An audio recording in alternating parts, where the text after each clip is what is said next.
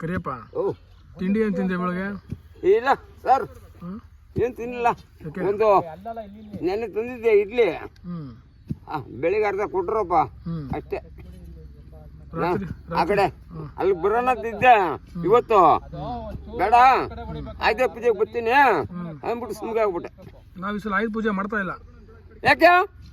ಹಬ್ಬ ಇಲ್ಲ ನಮ್ಗೆ ಈ ಸಲ. ಆಯ್ತಪ್ಪ, ನೀನು ಮಾಡು, ಏನೋ ಮಾಡು. ರಾತ್ರಿ ಎಷ್ಟಾಯ್ತು ಕ್ವಾಟ್ರು? ಅಯ್ಯೋ ನನಗೆ ಗೊತ್ತಿಲ್ಲ, ಹೋಗು. ನಗ್ತಿಯಲ್ಲ ಕರಿಯಪ್ಪ, ಕೇಳಿ ಏನ್ ಮಾಡ್ಲಿ,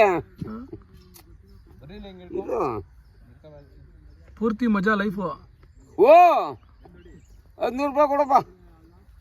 ಬಂದಿಲ್ಲಪ್ಪ ಈಗ ಮ್ಯಾಟ್ರಿಗೆ.